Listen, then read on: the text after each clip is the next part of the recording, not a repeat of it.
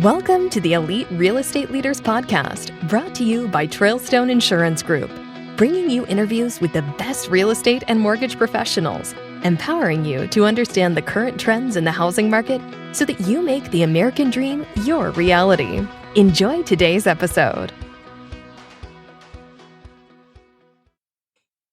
Well, welcome to the Elite Real Estate Leaders Podcast. Today we have with us Shelby Crisman, who's a realtor with Milehimodern. Shelby, welcome to the program. Hi, Mike. Thank you for having me. Really excited to be here today.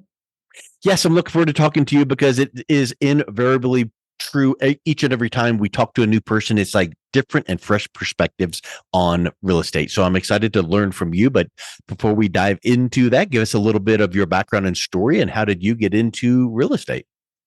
Sure. Thank you, Mike. So I'm originally from Connecticut. I've been out here in Denver, Colorado, going on my 5th year. So although not a native, I've traveled the world and landed back here in Denver. So I've just established my real estate career and have had such a great time getting to know all the folks here, people transferring in. There's so much to offer here in Denver and the state of Colorado. You know, with traveling, I would suspect that you are pretty good with meeting new people and developing relationships, right? I mean, that's kind of the first thing that popped into my mind. So you talk a little bit about the way that you are interacting with your real estate clients. Absolutely. So I originally was in the Airbnb world before I moved here to Denver out of New York City. And for me, it was interfacing with the stranger looking to rent a property, but also the back end of, operating and managing with the client.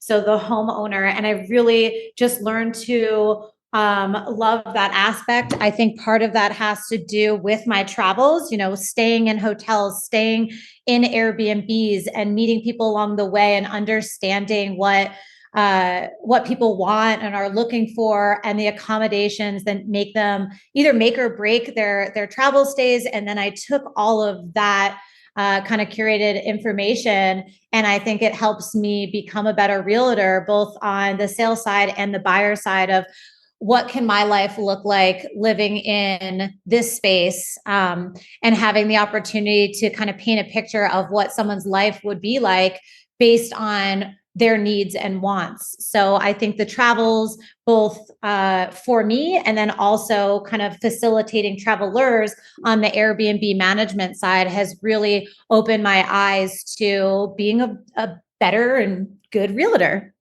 Yeah, for sure. Because you kind of relate, So what were some of the your favorite places that you liked to travel? Oh, goodness. I do get this question a lot because I just hit my 45th country this July in Turkey. Turkey did take a number 2 top countries, but my number 1 will be South Africa. I'm the perfect person to say, hey, I love culture. I love food.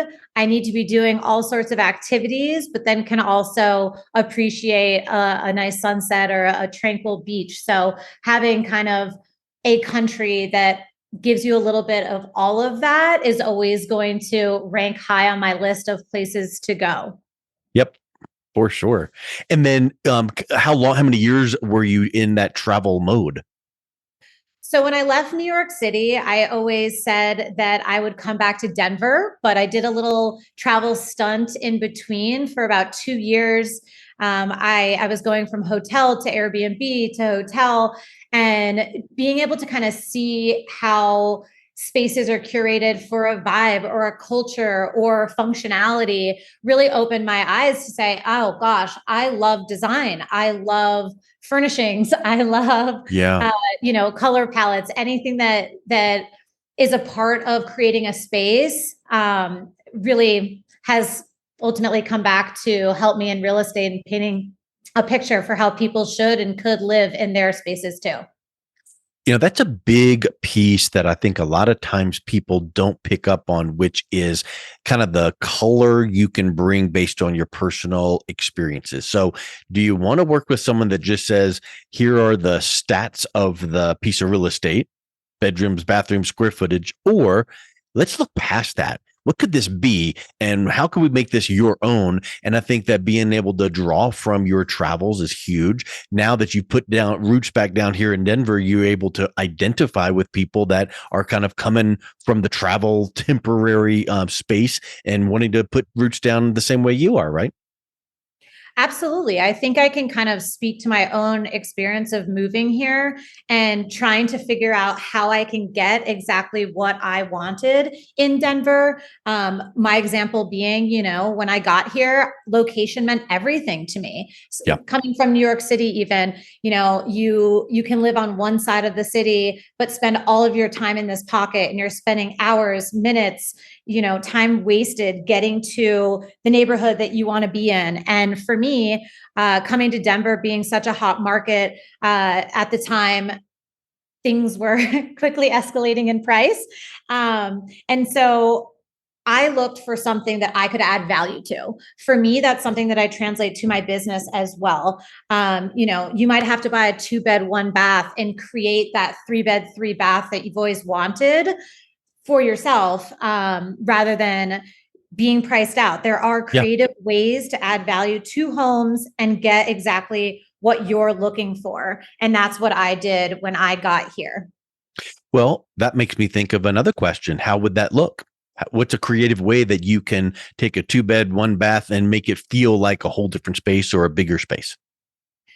Little things to closing a doorway and making that a wall, pulling backsplashes out and brightening it up, paint. There are a lot of cosmetic renovations that you can do that A, won't break the bank, B, helps you put your personal touch on a space and kind of bring out the character that you are and build a home that feels comfortable for you. Someone that's more artistic wants wallpaper and dramatic, light fixtures, while someone that's a really simple wants white on white, and just a functional space, nothing too over the top. And I think that, my personality, the type of realtor that I am, I always take my clients out on a preview day, so to speak. What does that mean? I'll say, hey, while you're trying to figure out exactly what you want, I'm also trying to figure out who you are. So walking these spaces with my clients saying, oh, I love this. I don't like that. This fixture is really unique. It's speaking to me, ultimately allows me to almost start to handpick potential properties for my clients, and or if it's someone that really cares about location but can't get in to a home that's fully turnkey, I can walk a space and say, hey, this is going to cost you $3,000. Adding AC over here will cost you $6,800. Some of the bigger functional items versus we can throw wallpaper on this. We can take this ugly yellow color and throw some off-white in here to just brighten up the space for you. And I think that helps me relate to my clients and have them trust me, but also can give them a couple more options, especially when inventory is so limited like it is right now. Yeah, that's a really... Oh, go ahead, Gia. I'm glad you said that about design, honestly, because what I immediately thought of, and if you go through your social media, you can just see the color and your style that you bring just to even your social media. So when people are searching you, I feel like, that is kind of your billboard. And when you said that you like to help your clients see the design, that's amazing. But I feel like you can also kind of cater your design to that person. Once you give them that preview, you know what they're looking for, and you can really hone in on what they're going to like rather than showing them 100 properties and they get the real estate fatigue and then they don't want to look anymore. So I think that you really bring an amazing thing there with your design eye, and you can really see it through your social media and website stuff.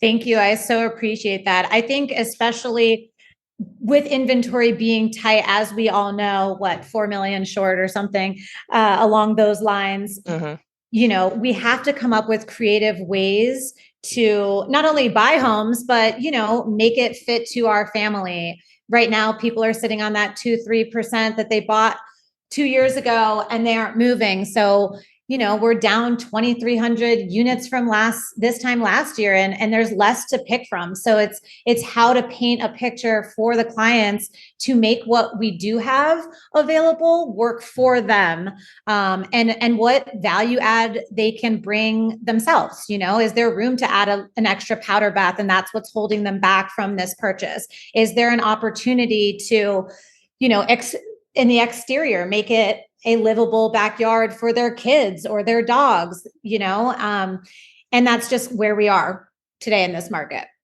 Yeah, you have to be creative. You can't, you no longer have the financial ability just to find your perfect home, because that's probably going to outprice you in this market, unfortunately. So I think your design eye really gives your clients that extra boost in using you, and that's a huge benefit for them. Another thing that I was thinking about, Shelby, when you were describing that, is I think that when you're working with buyers, people are kind of testing the waters and going, does she know what she's talking about? Or is she going to be someone that's going to help me out? And if you're kind of assessing one agent versus another, and one person is just matter of fact, and here's the listings and we're down this and take your pick and I'll drive you around, yay. Or someone like yourself that gets excited, enthusiastic, and passionate and going, okay, here's not quite what you were looking for, but look, what if we did it this way? And what if we brought this in? And what if they sense your creativity? And now that gives that energy. And now they're feeling like that connection, that know, like, and trust factor, way more than just a Debbie Downer who's like, well, there's not much to pick from, but let me know where you want to get in and I'll help you out. So I think that fresh perspective is such a huge boost for you. Thank you. Yeah. I mean, being honest with my clients definitely translates. Coming off of a multi-offer scenario, my bread and butter was the 16 offer bidding wars, that 5, 6, 7 to 850 range, where it was, this is what's going to take. Are you willing to do it? Rather than kind of sugarcoating it and giving people false hope too. So as much as I can bring the creativity to it, I think that strategy and being real with my clients is what they appreciate about me. I can show you homes all the time and tell you, hey, we're going to get priced out. What's the point? Or I can say, hey, let's shop 50K down. Let's think about the value add you can bring to it, and be a hopeful buyer in that manner. Like, we will see an end to this search if you can work with me here and there.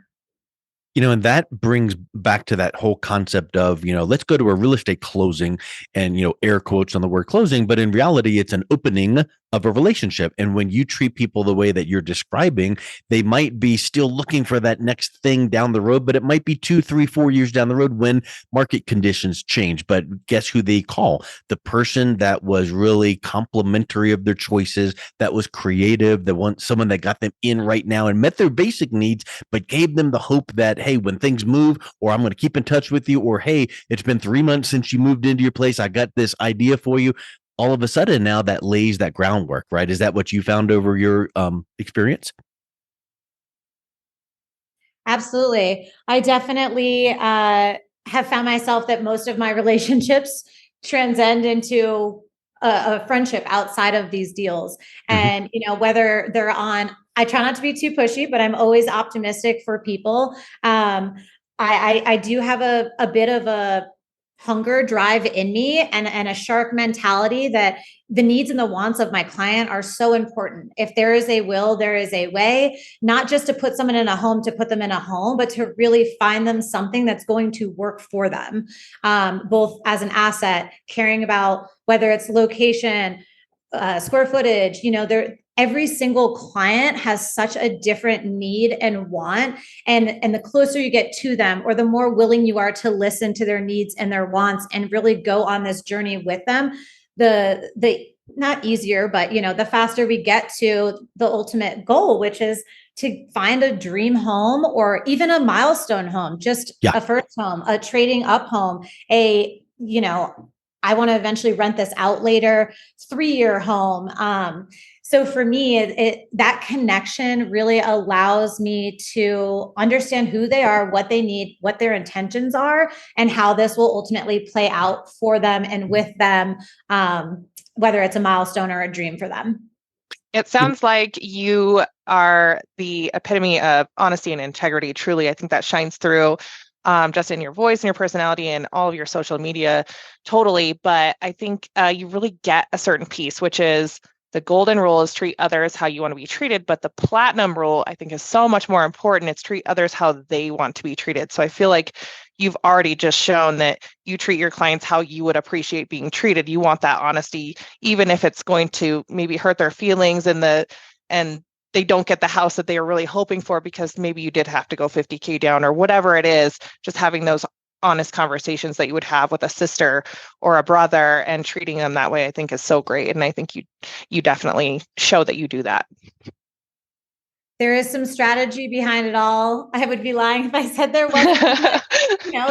It's catering to the 300,000s, catering to the 1.1 $1 million client. I think it's being open-minded and understanding all the different markets that allow me to get real with people and be like, this is where we're at. This is where you want to be. This is what it's going to take. And I'm along for this ride. It's your journey at the end of the day. I'm going to support you every step of the way, the best that I can. And, the end goal is to get you a house, sell your house, and have a continued relationship from there. I do have a very organic business, and I think that that's really special to me. I did move here kind of right time, right place. A lot of my friends were first-time home buyers, and I've had the opportunity to trade up with them, turn those into investment properties, and move forward with trading it up to something larger since they're having children. And that's translated into a lot of referrals, friends of theirs, coworkers of theirs. And I'm so appreciative for that. Because it is so personal to me. I get to continue the journey with them, the baby showers, the weddings, the things like that ultimately create a special bond between two people and families, Totally. I love that. Well, Shelby, you've painted the picture of creativity and enthusiasm and passion and caring for the industry, for your clients. I think that is so amazing. If someone is interested in learning more about you and how you operate and connecting with you, what's the best way that they can do that? Thank you, Mike. I'd love to connect with more people. So my personal cell is 860-305-4242.